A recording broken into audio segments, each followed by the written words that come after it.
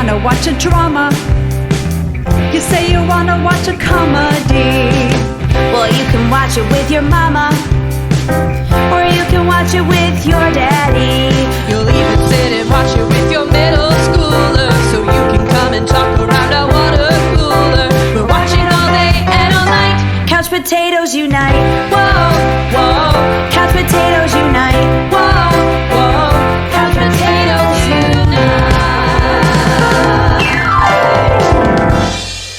Hello and welcome to a brand new episode of the podcast entitled Couch Potatoes Unite! Which is based on a blog of the same name, because let's face it, the name is downright magical. Woohoo! My name is Kylie and I love TV. If you feel the same, keep listening and or checking out our website, couchpotatoesunite.wordpress.com, as you're bound to find some common ground or something you like. For Couch Potatoes Unite, we're all about the wonders and the unique long-form storytelling of the small screen.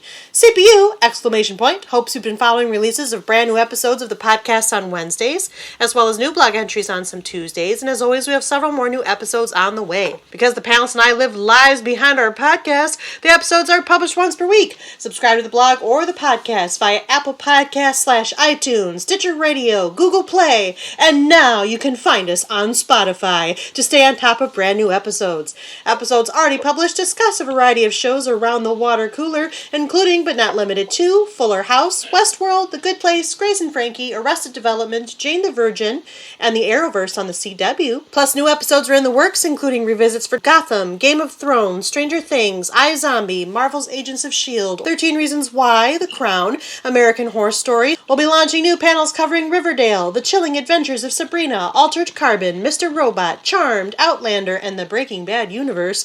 And because we look back at shows now past, we'll take a smallish look back at a short-term show from some kind of yesteryear, namely Freaks and Geeks. We'll put out some musical stops for our crazy ex-girlfriend, and we'll revisit one of the all-time and most-watched classic sitcoms, MASH.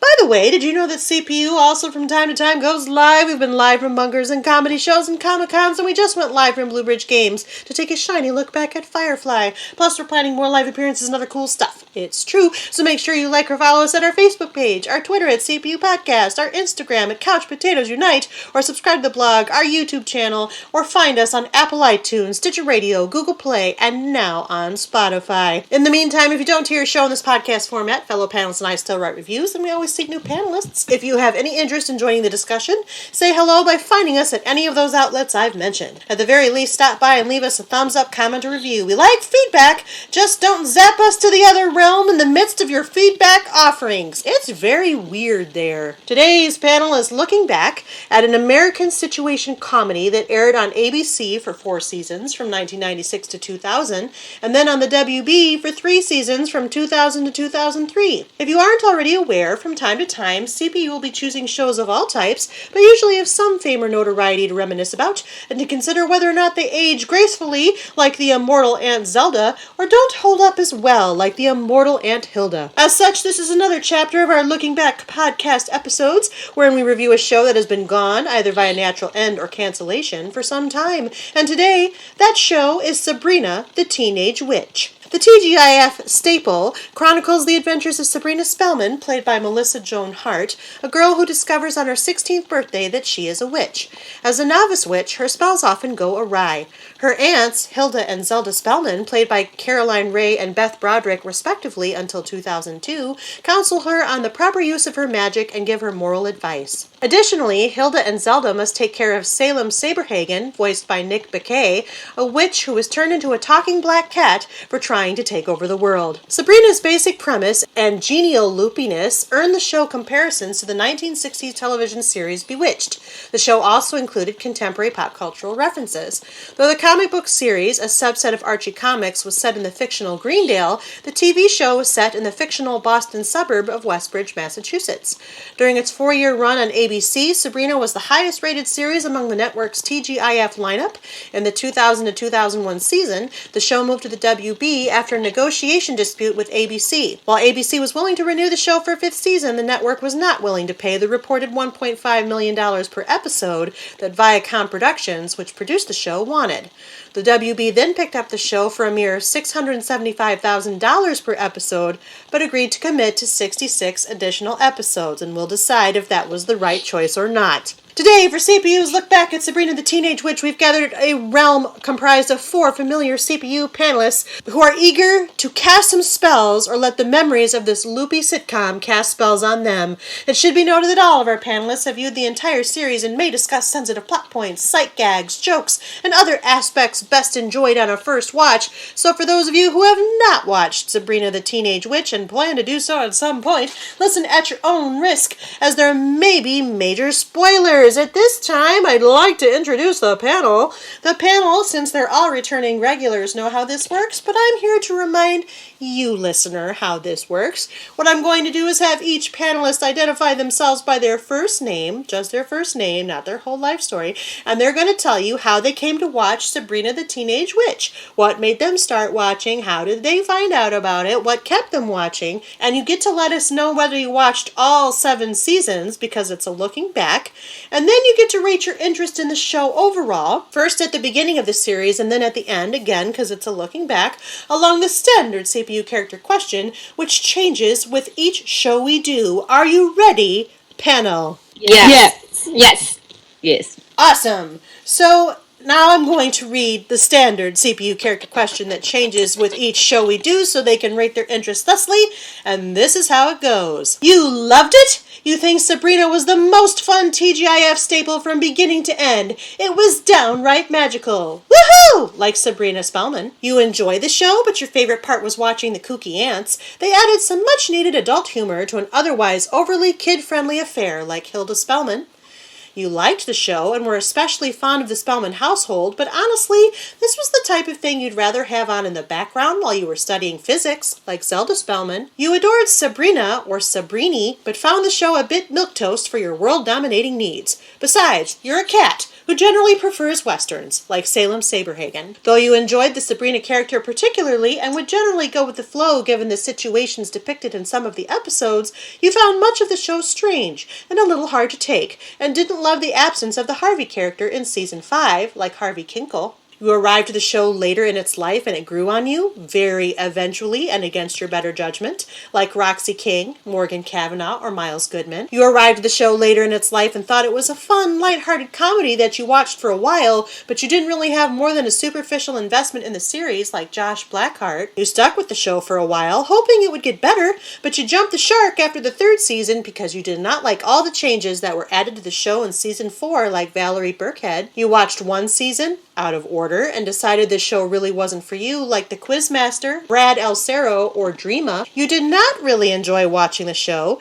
You tried to stick with the show for the first season, but gave up pretty quickly and allowed it to disappear from your viewing lineup without much fanfare, like Jenny Kelly or Mr. Poole. Let's be honest. You think Sabrina is a freak, and you would never be caught dead watching the show, even though you sometimes sneak a peek as a guilty pleasure in your weakest, most vulnerable moments, like Libby Chesler, or you absolutely hated the show. Annoying, children-friendly fare. You think anyone involved with it should be punished, though you were hopelessly devoted to the Zelda character for a while, and occasionally enjoyed the villains of the piece. You mostly couldn't stand the show and don't know why you stuck with it as long as you did, like Principal Willard Kraft. Who would like to start? I will start. Okay. Selene says I have to. Is that what she said? I don't know. I'm Kelsey. Hi, Kelsey. Hi. I started watching the show when it was originally airing, and because I love TGIF, and I watched it like every week, and that is why, and this was one of my favorite shows on TGIF. So yeah, I watched it for that reason. So I would say that when I first started watching it, I was Sabrina. And then I think that I was like a Valerie because I only watched it while it was on TGIF.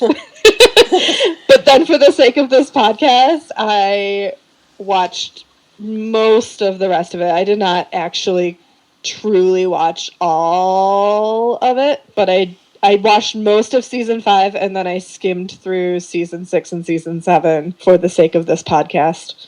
And I did not like that Harvey was not in Season 5, so maybe I'm also a little bit Harvey. Did I answer all the questions? I believe you did. Hooray. Now Selene can talk. And who's Selene? Hi. I'm Selene. I'm Kelsey's wife. That's right. Hi, Selene. We're sharing a microphone. Hi. Hi, Kelsey. Hi, Selene. Wives. Hi. I am a mixture of Hilda and Zelda because the ants were the best part of the show. And on the look back, I definitely am like, this is great for background. Like, I could still do things while I'm watching it and get all the parts that I like the most, but I don't have to pay total attention to it. Like Kelsey, I skimmed most of the later seasons, and I would kind of at that point say that I'm, like, for the later episodes, I'm kind of a Libby. I was like, ugh, this show is killing me. I hated it when the ants left. Like, what was the point of it? Like, why did I start watching it? Because it was on TV when I was young. I was a middle schooler watching it and liked it, and it was enjoyable. And who doesn't love a talking cat? Let's be honest. Okay. Welcome back, Kelsey. Welcome back, Selene. Sharing the microphone. Hi, I'm Jen. Hi, Jen. So when I first started watching this series, it was on TGIF. We didn't have cable back then, so that was like one of the few TV shows, at least that was on TV, that my parents would let us like stay up late to watch. I honestly don't remember, but at least like let us watch on TGIF. And then I think I made it through the first 4 seasons, and then I didn't realize that it jumped to a different network. So I was like, wait, is that it? What's going to happen now? And then it took me like a good year or two to realize that it was back on, but like airing new episodes on a different network. So I caught up and I was like, wait, why is she in college now? Wait, oh my gosh, these are new episodes. So I did that, and then for rewatching it, I was actually rewatching it last year, so I found it like randomly on Hulu and was like, I kind of want to rewatch this just for the heck of it. And I made it through. I skimmed through season 6 and 7 just because it was a little cringe to watch. I'd say watching the show the first time through when I was little, probably more between Sabrina and Aunt Hilda, and then second time watching through it, I still say Aunt Hilda a little bit just because there's a nostalgia for it, but I would also throw in a little bit of like Valerie and I can't remember whoever else she was paired off with. Welcome back, Jen. Thank you. Hi, I'm Kristen. Hi, Kristen. Hi. So I started watching Sabrina right when it first came on back in, 1996 from what I'm reading on Wikipedia. So I was 10 when it premiered. I know, I'm a weird baby. Yeah, so I started watching it when it premiered in 1996, and I was obsessed. I got the Sabrina Barbie doll, which I think is still in my parents' basement somewhere. I got all the books, so I read all the companion books that some were based on episodes and some were new adventures. I watched every single episode. I was obsessed. I wanted to be her and date Harvey and the whole shebang. So when it first started and when I was watching it in real time, I would say that I was definitely a Sabrina. Loved it, couldn't get enough. It was great. And then the 4th season happened. So then I was Valerie. I kind of stopped watching it a little bit once they got to the 4th season. It wasn't like I have to watch it. It was like, I'll watch it if I'm home and have time. But then once the show left ABC and went to, the WB at the time, I completely stopped watching it. I just didn't follow it to the next network. So I ended up picking it back up, I think within the past 2 years. At some point, I found it on Amazon Prime and decided to completely rewatch it from beginning to end. I had seen a few episodes in syndication on ABC Family, so I knew that she went to college, and I think I ended up catching the season or the series finale at that point, but not really knowing what had happened. I was just like, oh, okay, this is how it ends. Cool. But when I actually went through and watched all the episodes from those final 3 seasons, I hated it. So at that point, it was probably a little bit of a Libby as far as those last things were concerned when I watched them the past couple of years. So I think that's everything, right? How I watched it, where I kept watching, both answers. Yeah. Cool. Yeah. So welcome back, Kristen. Now, of course, all of these panelists have appeared on many of our other panels. Kristen is our most involved panelist. Kelsey and Selene are pretty up there. They do a lot of things together, usually with themes they enjoy. And Jen is also on some of our panels, our most prominent one being Supernatural, but she's also got a series of unfortunate events. And what else have you done, Jen? I always forget. Oh, right. iZombie. Oh, right. And then back in the day, we did Gallivant. That's right. Gallivant. That's like my favorite one to remember. It's like, I was on Gallivant. Well, welcome back to all of you. And now it's my turn. So, as I mentioned in the introduction, I'm Kylie. I'm both moderating and participating today, as often is the case. I'm going to preface what I'm about to say by saying that I am significantly older by at least 8 years than everybody on this panel, and that's important. So, What makes you feel any better? I realized when Kristen was talking that I was actually 6 when this came out, but didn't watch it till I was 11. That's not going to make Kylie feel no! better. That makes me feel bad. But I was 11 when this came out. Kelsey is the closest in age to me of the 4 on this panel today. I won't talk then. No, stay silent, Jen.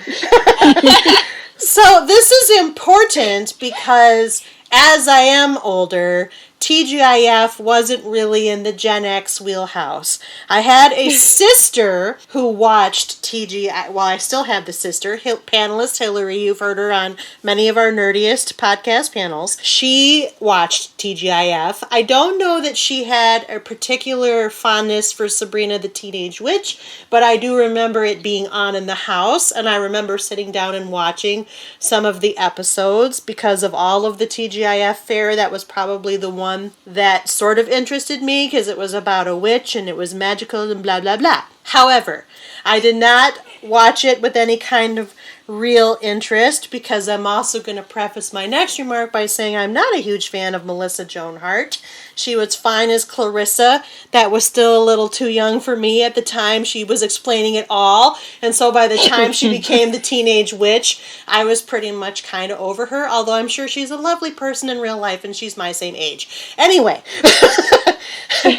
So I did not watch Sabrina the Teenage Witch with any kind of fervor or obsession or anything back when it was on. I specifically watched the whole series for this podcast today. And that is the reason why I kept watching, because if not for this podcast, I would have stopped watching.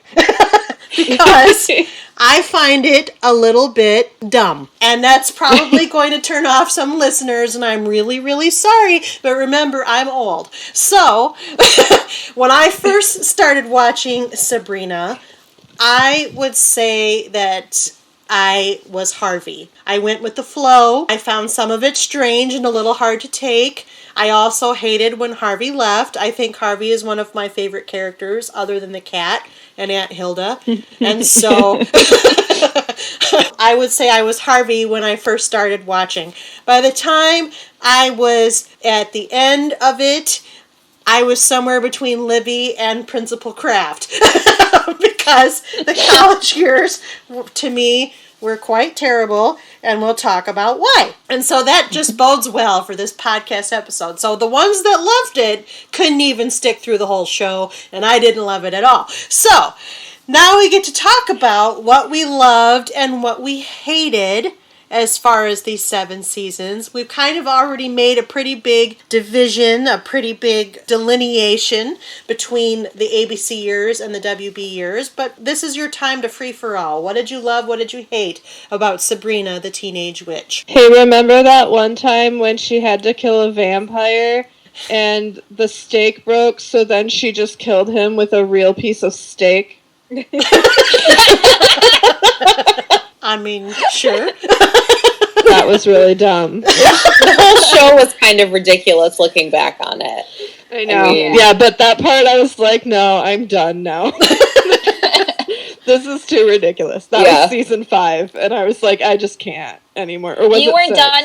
I don't know. Yeah, I think it was like the first episode of season 6. I was like, I can't. I was going to say, you weren't done, though, when they talked about the episode in limbo, and you had to actually limbo to get out of limbo. I mean, but how else would you get out of limbo?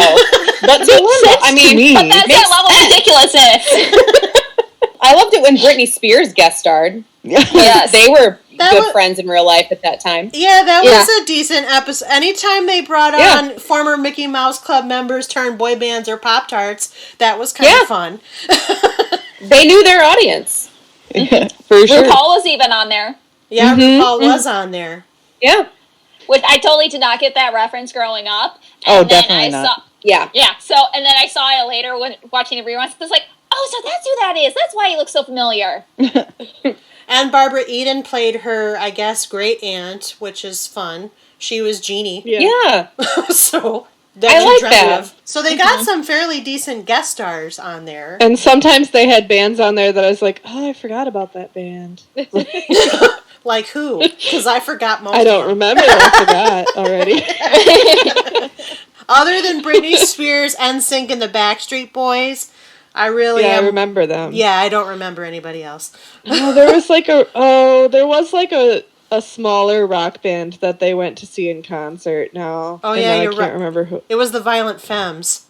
Yeah. Mm. I didn't forget about them, but I was like excited that they had them on there. Yeah. That's who it was, though. That's what I'm thinking of. I liked it when I'm trying to figure out this actress's name. Her aunt Vesta, who lived in the Pleasure Dome. Oh, Raquel Welch. Thank you. Oh, yeah. Those Yeah. episodes were so fun.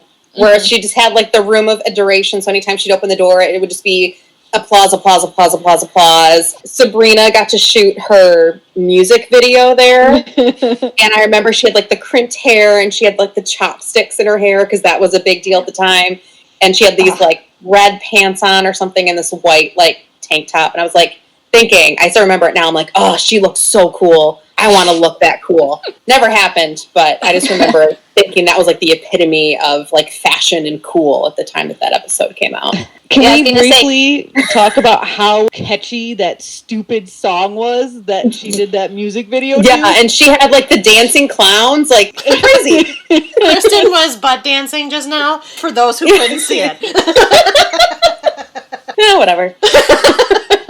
I mean, it's a podcast. I have to do some descriptive analysis. Yeah. Yeah. There was also when she like had to learn how to play the guitar and sing, and she in that like was it the first season maybe in the talent show that she like randomly entered. Oh, and they like drink the soda or whatever that makes them talented. Yeah, Mhm. and I knew I remembered her doing a cover of One Way or Another by Blondie because Yes. my sister had it on a CD from somewhere. And I was like, why did Melissa Joan Hart do that cover? I don't even remember. And then that came on when we were rewatching it, and I was like, oh Yep. my gosh. That's from why. Yeah, because That back was- then, like, all the TV stars wanted to also try to break into the music industry in some way, so... Yeah, that's true. It also reminded me of, like, I don't know, the plot to, like, Freaky Friday or something. Like, the remake one. Mm. It should be noted that it was around this time that Melissa Joan Hart also appeared in Britney Spears' video for Crazy. That's because they named the movie Drive Me Crazy after Britney Spears' single to get more audience to tie it in. Mm-hmm. Ugh. Yeah. Synergistic marketing. I mean, I went and saw the movie in the theater and I had the soundtrack, and it might still be in my basement in a box. Is that the one where they have prom in a gym that has the pool underneath the gym floor, or is that a different? That's a different one, but I know which one you're talking about. Like, the floor opens up. Yep. Yep. And they have like a Titanic Oh, dang. themed prom anyway, and then it's just hilarious. Oh, Oh, now that's gonna bug me. I'm gonna go to Google and look that up because Okay, because it's I one don't of know. my favorite like prom scenes ever. Also, the character that annoyed me the most was Cupid. oh, he was awful. He's the worst. was it Roland the Oh, dwarf? yeah. Elf? Yes. No, not elf. They just wrote him really creepy. I didn't like it. He was Well, a he is like- leprechaun. But he's also from like Double Double Toil and Trouble, and I have loved him forever since that movie because I'm such a huge like Double Double Toil and Trouble fan. So Well, You don't hear that He's often. from a lot of things because he got a lot of work. that's Yeah. fair, but that's what I remember him from. That's the first thing I ever saw him in, so he will forever be that character. I mean, I have a lot of nostalgia for him too because I've seen him in a lot of things. I'm just saying, in this show, he was written Yeah. really creepy. Yeah. Well, he was also like twice Melissa Joan Hart's age too. Yeah, that's Even like true. minus the like, well, obviously like she's playing a minor in the show, but I think she was only like in her early 20s or whatever. And he was like in his like mid to late 40s or something like that. Character-wise, isn't he like hundreds of years old too? There's that too, but they also say like, because obviously Aunt Hilda and Zelda are the same way too. They're like much older. Also, like, why did it never work out for her to be with a witch? Like, why were all her witch boyfriends so awful? Because Harvey was her soulmate, and they just wanted us to remember that. Yeah, but all her That's what The mortal Rock boyfriends told us. weren't, like, awful. They just weren't right for her. Maybe, but I still really disliked Josh. Oh, Josh was awful. I didn't hate him. But, like, I didn't hate him because I thought David Lasher was cute. And he had just come off his big stint on Hey Dude. It was a wonderful show. until his, like, season 6 haircut. What was up with that? Like, when they finally started dating, I was like, don't date him with that haircut. Like, we don't care. Like, we'll wait longer to make him change the hair. Like, make him get his old haircut back. And then date him. Then that's fine. I don't know. That was not a good haircut. You have strong feelings about his haircut. I do. Okay. You ran out of steam on the haircut. Okay. So what were your favorite we'll do it this way. What were your favorite parts of Sabrina the Teenage Witch? I have mentioned mine. They were Hilda, Salem, and Harvey. Mm-hmm. I just like, obviously it's a little bit more cheesy, but like, I just like the corny spells that they did. So like, one of them, which really shows it to its time too, is that to turn the lights on a room, you literally go, clap on. It's like, that's like very nice. I remember the infomercials for that clap on light. Yeah, the clapper. Yep. It's called the clapper. Which I'm surprised that hasn't really like picked off more, but I mean, now we have like Google Home and like Alexa to like turn stuff on for us, so. Yeah, they sort of, the artificial intelligence sort of made the clapper irrelevant, but it was popular for a little while. My favorites were just the ants in Salem. Like, I could have had a show just about those three. We could have gotten rid of everybody else, and I still would have been fine. Did you ever watch the spin-off like cartoon series? No. Yes. Okay. Yeah, it was Melissa Joan Hart. She voiced the two ants, and then her younger sister in real life, who played Amanda in the TV show, I want to say, I think her actress name is Emily Hart. Yeah. She actually voiced Sabrina, but then they brought the voice actor for Salem on to play Salem. So I was watching that around the same time, too, and I was like, this is different, because I think they aged her down to like 12 years old or something like that, too. Yeah, they did. It wasn't Salem that great. was my favorite part. Yeah, Salem by far. Hysterical. Except Selene and I were talking, and we think that his puppet got worse as the seasons went. It did. It's like they didn't keep up with it. I don't understand why in like season 7 he looked so like it's like they had the exact same puppet and they never did any care for him. Like they just let him get beaten up and then they're like, oh well, that's fine. Yeah, don't have the money to Lost fix the it. budget to maintain him. Yeah. They also, did you notice they stopped using WB. Yeah. And they also stopped using a real cat after a while, too. Like, it was very prevalent in season 1 where they would use the real cat and the puppet simultaneously, like, at different points in the episodes. But then, as the show went on, they would just stop using the real cat. Oh, yeah. Yeah. Probably didn't want to pay the cat actor anymore. Yeah. No, they probably couldn't get the cat to do what they wanted it to. Maybe. They stopped trying. Cats are hard to Even direct. I was going to say, even the cat gave up on the show. Oh, nice. Burn. Yeah. The cat got a better job. Well, even, like, wasn't her, one of the college roommates, the guy, he only lasted that first season, then he jumped ship, too. There was the first two, I think. Was he the first two? Yeah, it was Well, either way. kind of- I actually liked him. I Yeah, did. He and was he very left. entertaining. He was the least annoying of the three, and I'm sorry. Yep. I love me some Punky Brewster and whatever, but whoever was directing those last 3 seasons really amped up the cheese factor between Punky Brewster and Amber from Clueless. Like, I could not stand those girls by the end of the show. Yeah. I guess we're in the No. parts we don't like. I have passion. Miles was the least annoying. He was still annoying, Yep. but he was the least annoying of the 3. Yeah. I also, Yeah. maybe in the minority, but I didn't love Zelda very much. She was kind of corny. But she played off of Hilda well, so when they were paired together, I enjoyed them. But I didn't like her side plots that were just her. Yeah, I think it would have been hard to get Hilda without Zelda, though, because I think she was the straight man to all of Zelda, or Hilda's stuff, though. Antics.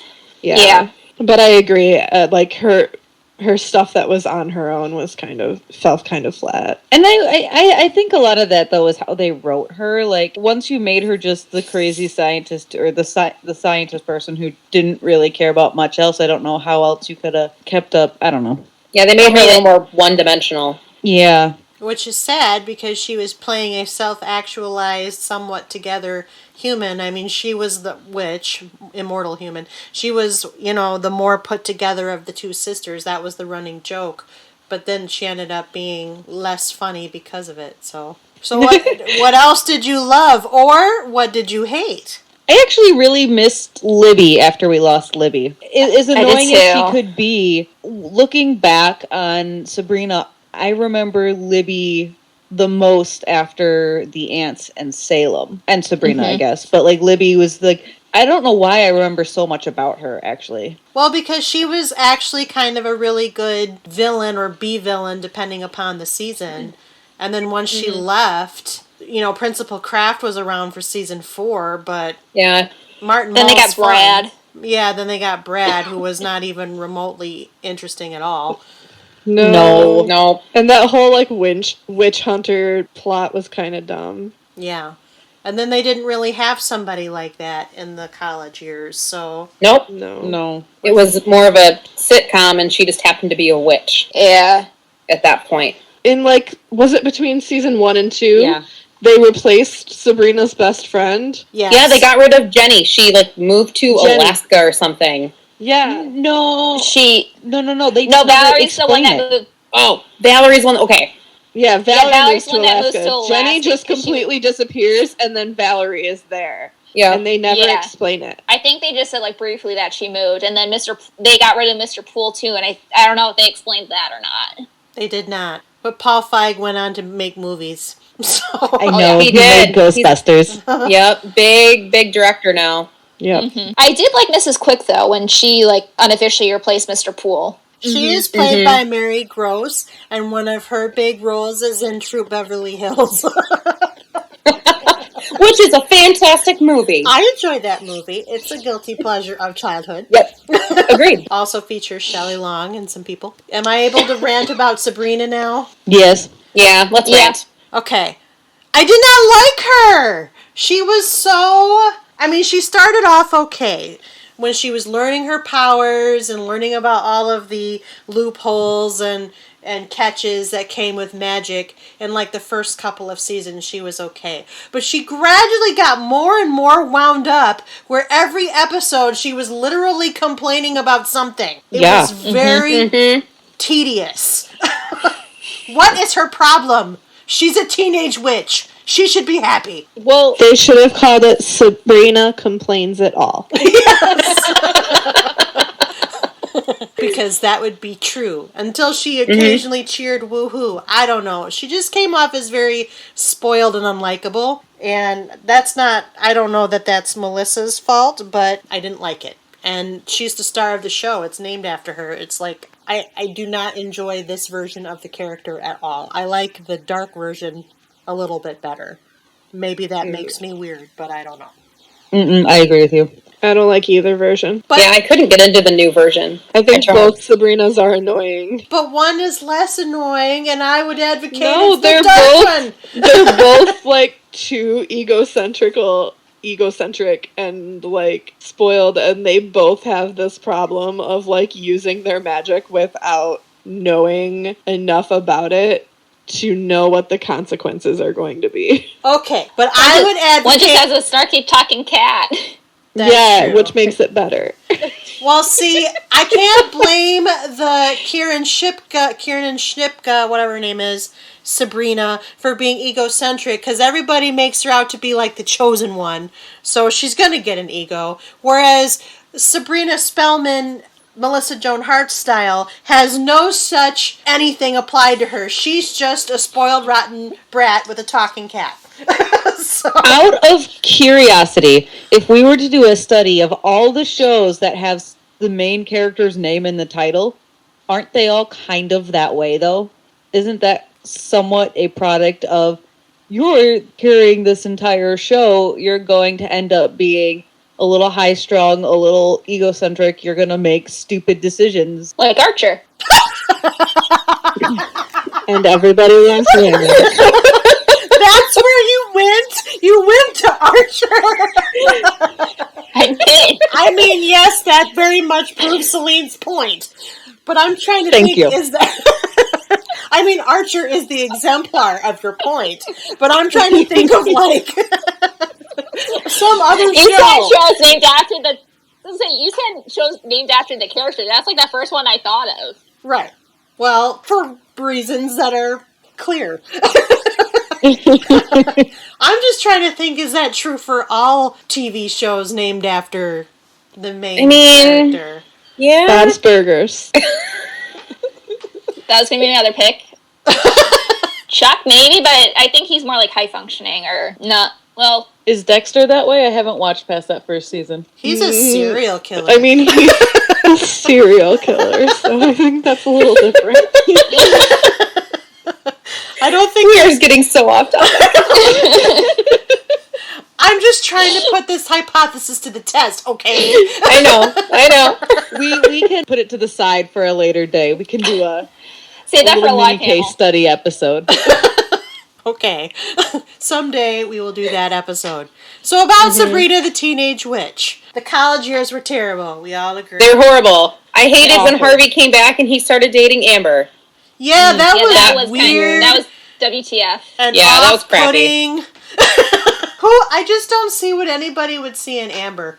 No. No. She's very, like, one-dimensional. Yeah. Her name wasn't even Amber, it was Morgan. Yeah. Oh my gosh. Yeah, but she's I'm calling her Amber. She's always Amber. No. She's Amber and Amber. Clueless. She's typecast. Yeah. And it's the same character, just about. Yeah. She's a little Just in a nicer different than decade. Sabrina. Yeah. It is. Like, I actually almost Googled it and was like, wait, is she the character from Clueless? She is. Yeah. And I She was also reprised the character on the television show after Well, the movie that's what came I out. wasn't sure, because Josh is Josh from Clueless, No. but he's not the character Josh from Clueless because they have different last names. Like, he's from the TV show. not Okay, the yeah, I'm movie. like, he's not Paul Rudd, but yeah, Yeah, no, right, he's he not was Paul on the Rudd. TV show. What? He's Yeah, Josh from No, the, definitely not Paul Rudd. he's Yeah, No the one same, can he be plays Paul Josh Rudd. on the TV show Clueless. yes. But they are different because they have different last names, and there's actually like a crossover episode with Sabrina, apparently, What? which I didn't What? know about. There is? Really? Apparently, I Googled it because I was looking up Josh because I was like, what? I think he's from that show. Huh. And he was, but they're not I mean, the they same. did. The one thing that I did like about Sabrina when it was on ABC in the TGIF block, they did crossover episodes with the other 3 shows that were on TGIF at the time. Like, I remember one, like, Salem swallowed a time ball or whatever, and so the theme for that week was every show was set in a different decade. Mm-hmm. Like, Sabrina was, there's like, I think was Sabrina in the 60s, but like Boy Meets World was set in the 40s.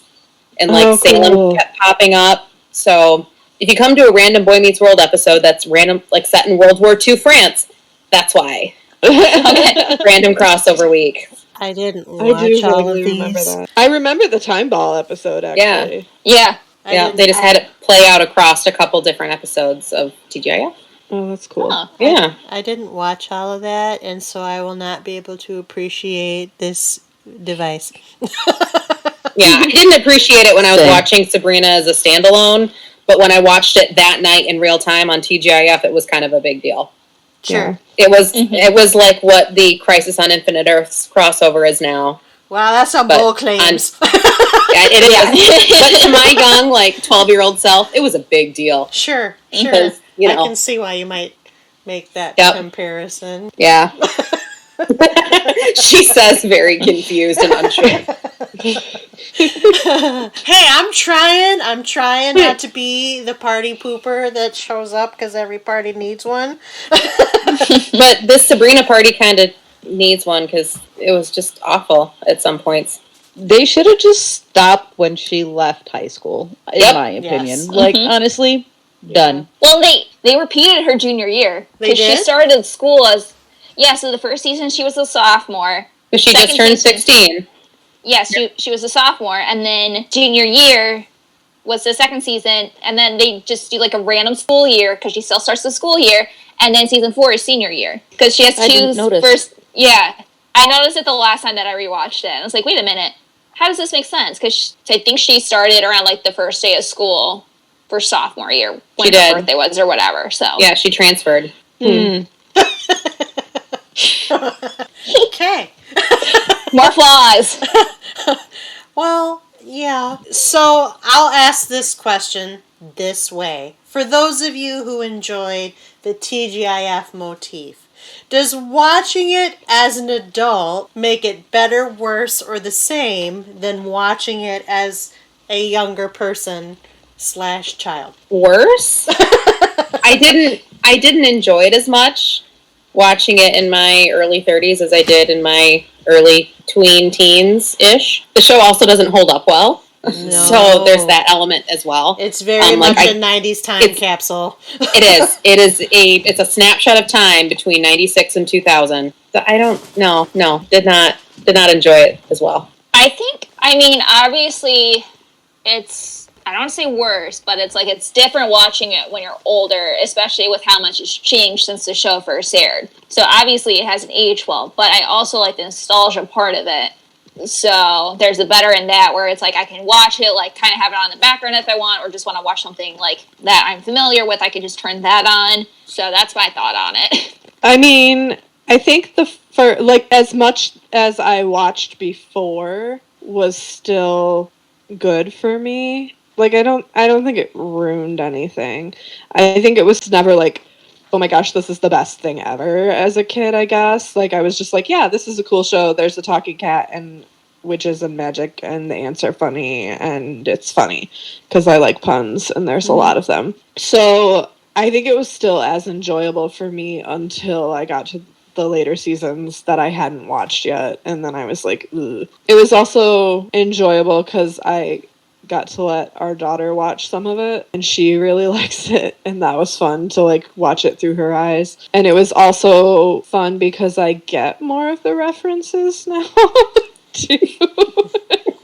So that was kind of nice as well. But I mean, I guess it's a little bit more tainted for me now because of having watched the later episodes. That's definitely, it's obnoxious. If I choose to watch any more of it, I'll definitely choose the first probably 3 seasons because I didn't really love season 4 either.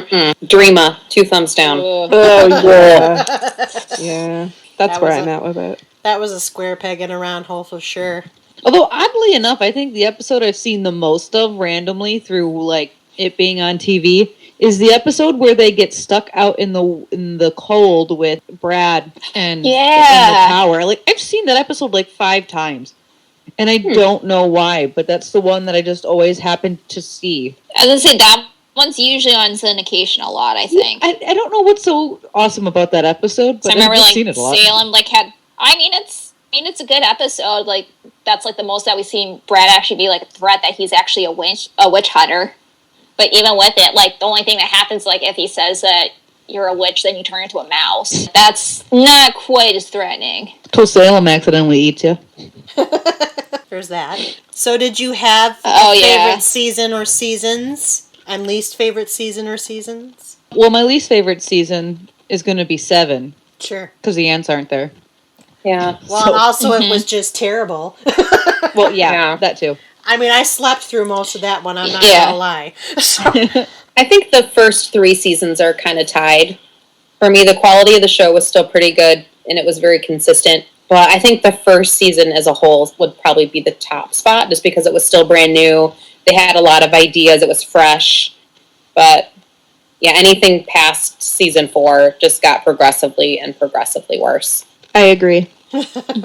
Okay, so what about so now let's fast forward in our life to season 7. We get past all that nonsense, and Sabrina's going to get married to a mortal, and by God, he was a bore. But wasn't his name like Aaron or something? Yep. Yeah. I don't even know. How did he get introduced to Sabrina? Like, did I remember how he got, like, in the show? No, I was probably asleep. I'm not even lying.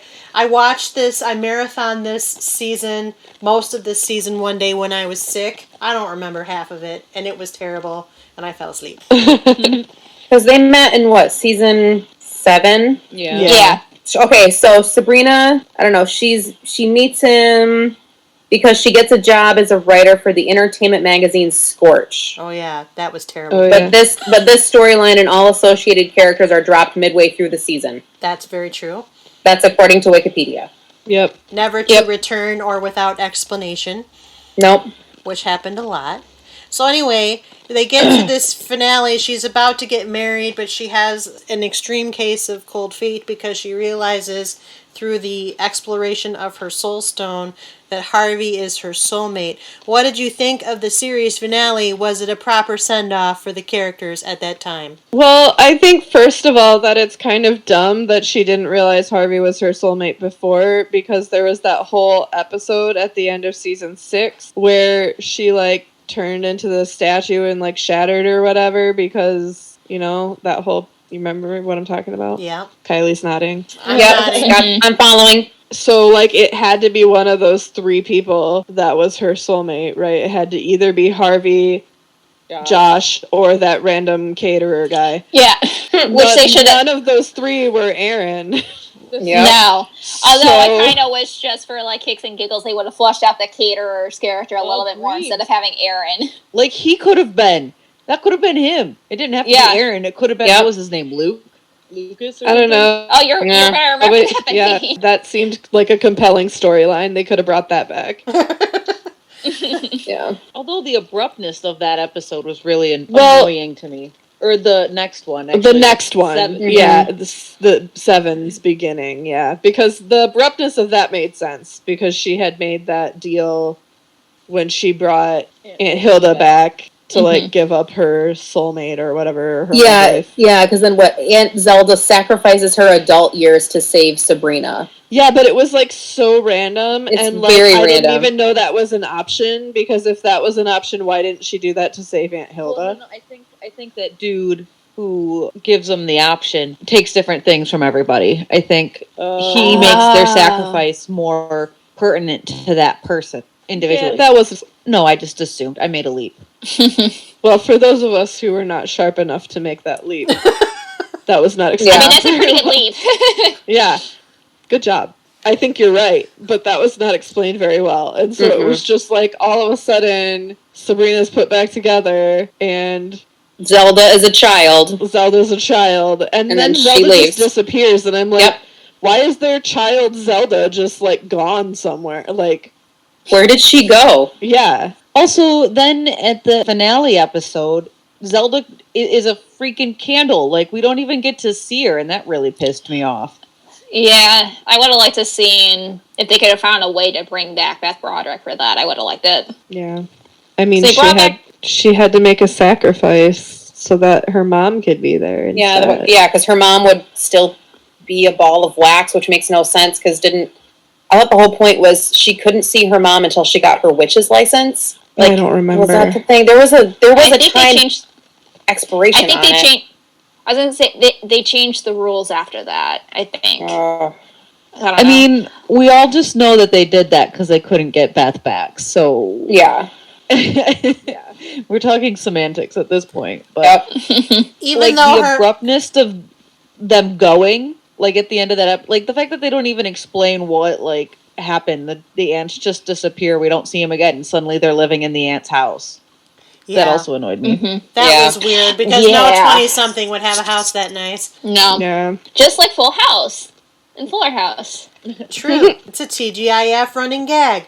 I was going what was I going to say? Oh, I was going to say that her mom and her dad were played by different people throughout the series. Constantly. Yeah, and by the end of the series, her mom was played by the mom of the Wonder Years. Mm-hmm. Oh. Yeah, I knew that was not the right mom, and then I was like, where is she from? Thank you. The Wonder Years. A personal favorite of mine. I was in love with Kevin Arnold. But that's for the Wonder Years podcast, which maybe we'll do someday. Also, who played Aaron's mom? Was she like a famous singer that she was singing all that stuff? I don't know, but Aaron's dad was Robert Picardo, who played the Doctor on Star Trek Voyager. Awesome.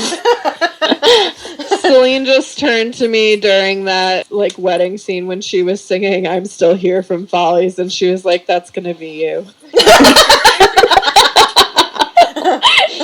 Aww. And I was like simultaneously insulted and also like, yeah. So generally speaking, am I getting the consensus that the series finale was not a proper send-off? No. I mean, I'm glad that her and Harvey finally got together, but like, That was like the only good part of it. And that was the last minute. And it was stupid that it was like right in front of the church where she just broke up with that guy. Like, I was like, wow, way to be rude. It was rather a rushed and unsatisfying affair. I mean, I was glad that she went back to Harvey, but there was a lot of no build-up for that very unsatisfying moment. Mm-hmm. Yeah. Agreed. How do you feel about the original run of Sabrina the Teenage Witch now that time has passed? You've already said it doesn't hold up time-wise. Does the series hold up generally? Was it time for it to go? Would you have watched more seasons? Should it have ended sooner? What is your explanation/reasoning there? Ended sooner. Yeah. Yep. Yeah. Ended it after season 3 would have been my personal opinion. Season 4 wasn't a terrible train wreck. I mean, I think it just got worse after that. But it was I felt like it was significantly different in tone still from the first 3 seasons. Yep. But even with it, you still see like videos on Facebook where it's like all about like Salem Saberhagen or like or like the funny moments from Sabrina. So like that legacy of it like still holds on today. Yeah. From season 4 though?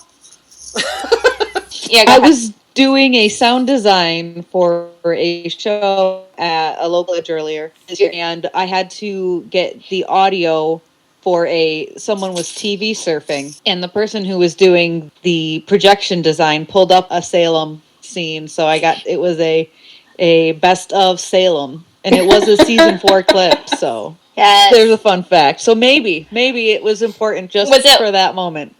Was it when he knocks over the genie bottle and he's like, I will not be ignored? No, it was not that scene. That was one good moment from season 4, though. Like, I really enjoyed that episode. That was a fun episode. Yeah.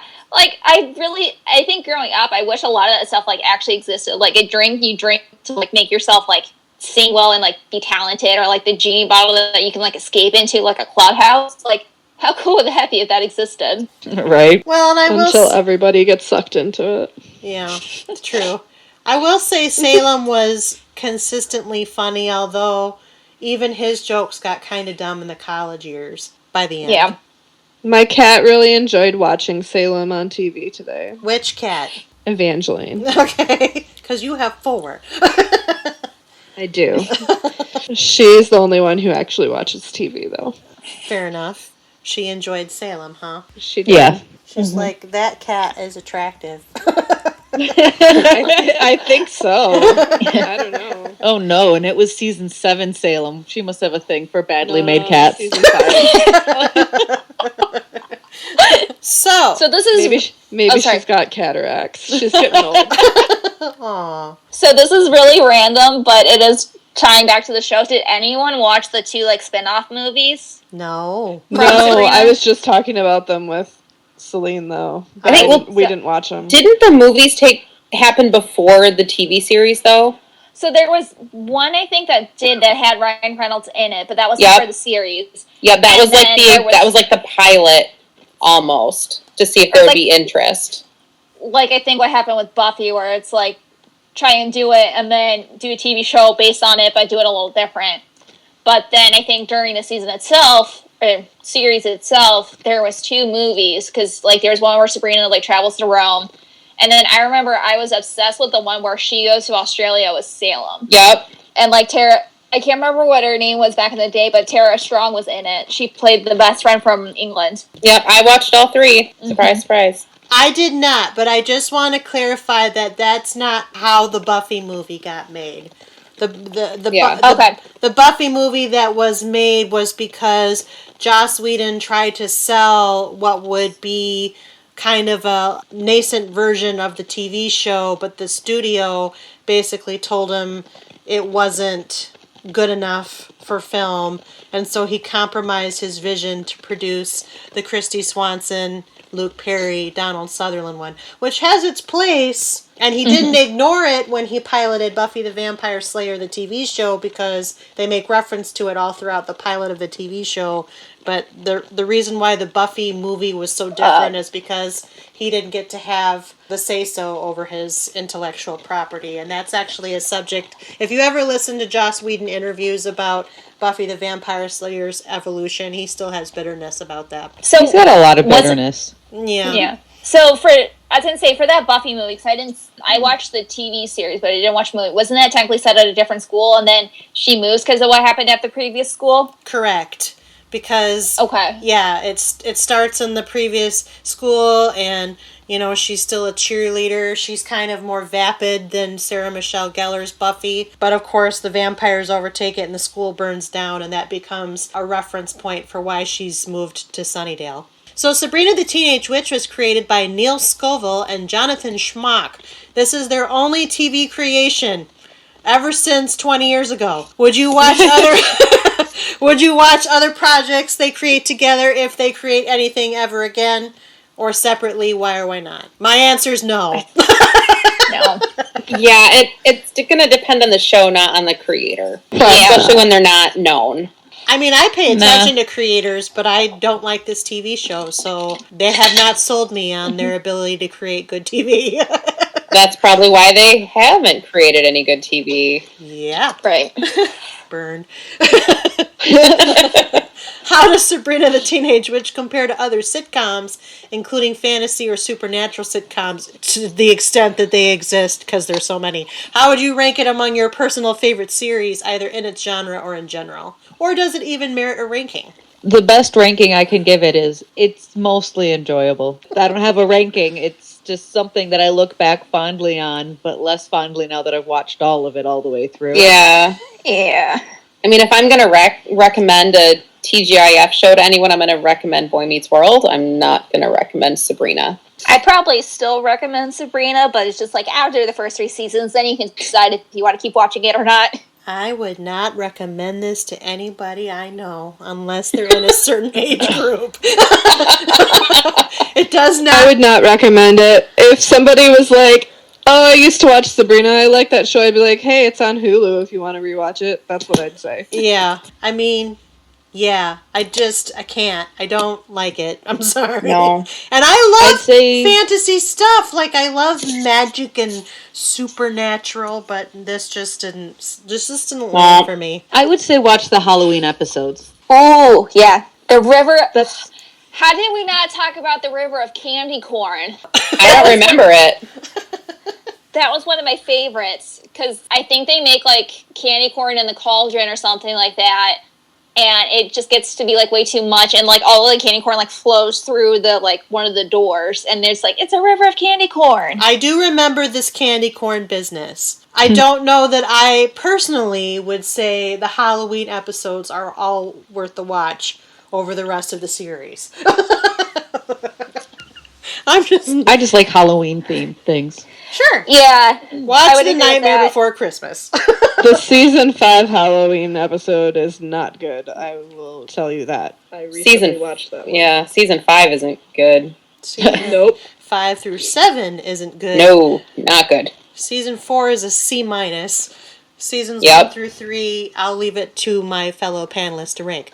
Okay, would you follow the cast members to other projects or watch any of their past projects? They've all gone on to do something or have had a history of it. Melissa Joan Hart is probably the most successful acting-wise of the entire cast. Of course, Martin Mull has been in a ton of stuff, but not necessarily a lot of TV. Soleil Moon Frye, she was Punky Brewster. I mean, if you didn't watch that, she was cute and precocious for a few seasons. But other than that, not a lot of them have had totally high-profile projects. Would you follow any of these people to anything that they do, past, present, or future? I followed Melissa Joan Hart from Clarissa Explains It All to this show. Me too. That's kind of where I stopped. Me too. I've seen Melissa Joan Hart in, what is it, Melissa and Joey?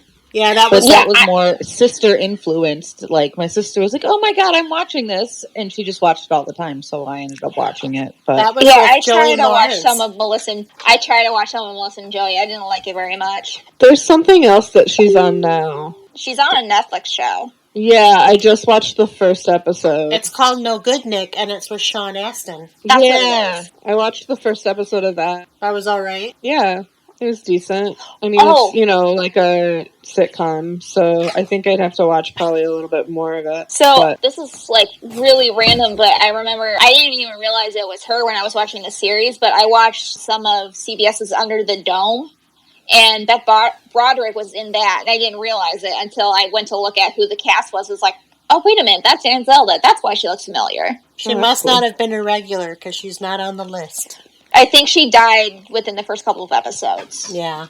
Well, we already answered, would you recommend this show to others? So some of you said yes, and some of you said no. Yes on condition. I think for most people that say yes, it's the yes on condition.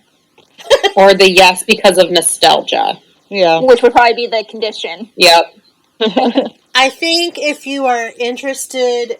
See, here's the thing, because even though The Chilling Adventures of Sabrina is dark and satanic, and that's not at all like the comics, that's actually closer to the comics than this version of Sabrina is, just because of how they've depicted those characters and the roles that they have in the chilly version versus this fluffy version. This has the tone of the comics, but not a lot in common otherwise. So if you're an Archie Comics devotee, I don't think you're going to be entirely in love with this. And if you are just looking for TGIF stuff to watch, I mean, I guess you'd have to watch this. It was part of the whole thing for a while, but I don't have any really great things to say about it. So I moderated this because these lovely ladies wanted to talk about it. That's because nostalgia was strong with us before we rewatched. Oh, yeah. Yeah. I'm only here because my wife wanted to. I explicitly said, just because I'm doing it doesn't mean you have to. And she's like, I might as well. This will teach her. It was. Well, all I can say is I tried to get somebody else to moderate it. Nobody wanted to. Let this be a lesson! I suggested we should do a jump the shark on the looking back at the same time. I would have jumped the shark early. Not too early, I guess. I mean, some of the earlier episodes were enjoyable. I didn't hate it, but then I hated it. Sorry, listener, if you're a Sabrina the Teenage Witch fan and you think that we should have a better opinion, write us. Facebook us, tweet us at CPU Podcast, Insta us at Couch Potatoes Unite. Tell us why we're wrong. I dare you. Heck, do a shadow podcast. Do a same one. Just you who like it. Right. We'll invite you on. We'll do a follow-up and we'll have some guest panelists who can try to convince us that this was every bit as good as nostalgia told you. I'm sorry, listeners, you cannot see Kylie's shifty eyes. No. No. I'm trying not to be too sarcastic, but it's really giving me an aneurysm. So I can't not do it. Oh my. Oh my. Someday we'll do Daria and I'll be much more in my element. I own all of that. Me too. Woohoo! I still haven't seen it. Oh my god. I haven't either. Oh my gosh. Homework. guys. Hashtag homework. Educate yourselves. It's so Selene, we're good. showing our age. You're babies. Yeah, you know what else shows my age? You guys keep saying TGIF or TGI Fridays, and I have no recollection of what that is. Kelsey's face went ice. Oh my god. I know that. I was going to say, you can't blame that on an age thing, because I know that. I have no idea. I'm just saying that I can't right now. I must have watched Cartoon Network far later than I should have or something. I don't know. Well, I never had cable, so that might be why. Is that you got to watch more of the like fun kids shows like Powerpuff Girls and whatnot, and I couldn't.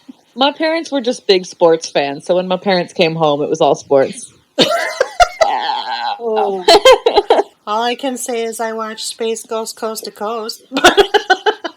That's for an even more different podcast that's in no way related to this one. So before we get too far off track about all the fun 90s shows we could possibly talk about, is there anything else you would like to say about Sabrina the Teenage Witch before we sign off and go about our other realm duties? I'm really curious as to how Salem, in any way, shape, and or form, was a convincing person trying to take over and dominate the world. Well, when he was human, I'm sure he had some capacity. He's just so goofy. Well, he got caught, and then he got sentenced to cathood. So, Did the cathood make him goofy, or was he just always that goofy? This is the thing I want to know. always. I think he was, because like he managed to convince Aunt Hilda to help him take over the world, which is how she got stuck with him. But Aunt Hilda was goofy, too. Yeah, we did see that one flashback of him as a human. Yeah, but it was played by a different actor. Yeah, and With his face was with shadowed Jalen's out. voice. Yep. And he was pretty goofy. Mm-hmm. Lots of ambition, not a lot of follow-through. Charisma. He still had some of the best lines, though. Oh, for sure. As one-liners go, he was the source of the comedy more often than not. Hats off to you, Nick Bakay, if you're listening. We salute you. Is there anything else you want to say about Sabrina the Teenage And Witch? no, is that the end? No. Yep, that's the end note. That's a good place to end. Okay. Yeah. Well, if that's We salute you. We salute you. Well, since we've saluted Nick Bakay and the panelists say it's a good time to end, I should thank the panelists, Kelsey, Selene, Jen, and Kristen, for joining me today to talk about Sabrina the Teenage Witch, such as that talk was. You can tell us if we're wrong, listener. We're open to it. But for now, we're just going to roll the credits. Couch Potatoes Unite! Exclamation Point was produced by Back Pocket Productions, run by yours truly, the Chief Couch Potato, which is really another way of saying executively produced by me, Kylie Piette. My associate producers are Krista Pennington and Selene Rezmer. I edit this podcast, and our logo is by Rebecca Wallace. Our marketing graphic artist is Krista. Our theme song was written by Sarah Milbratz and sung by Sarah, Amy McDaniel, and Kelsey Rezmer. Kelsey played the keyboard, Ian McDonough played the bass, Christian Somerville played the guitar, and the whole kit and caboodle was engineered and produced by Kyle Aspinall and Christian. We hail from Grand Rapids, Michigan. Please, if you like what you hear, take the time to rate us on iTunes, Stitcher Radio, or Google Play, or wherever you find your podcasts. Give us stars, give us comments, give us reviews. Let us know how we're doing. Send us a message. We might just read it on the podcast. Tell us what you like, what you don't like, what we should keep, what we should toss. You know how it goes. And if you have suggestions on shows we might consider, contact us at our website, couchpotatoesunite.wordpress.com, where we have a guest book, via email at couchpotatoesunitepodcast@gmail.com, or via our social media, Facebook, Twitter at CPU Podcast, and Instagram at Couch Potatoes Unite. Though, of course, we add new and old shows to chat about around the water cooler all the time. We always have several more new episodes coming down the pike. Just listen to our intros, and if you miss old episodes or want to know in general what we cover, just find us. We are everywhere and searchable wherever you look for things on the internet. You can search for us, or you can subscribe on our website, our channels, our social media accounts. Stay up on our new events and episodes. Until the next time, Sabrina the Teenage Witch is available to stream at Hulu. If you have nominations for shows we should cover on our podcast, contact us via social media or email. You can volunteer to be a panelist too. In the meantime, and until next time, until next episode, new episodes are published every Wednesday. Keep listening, keep watching, stay tuned! Bye-bye. Bye.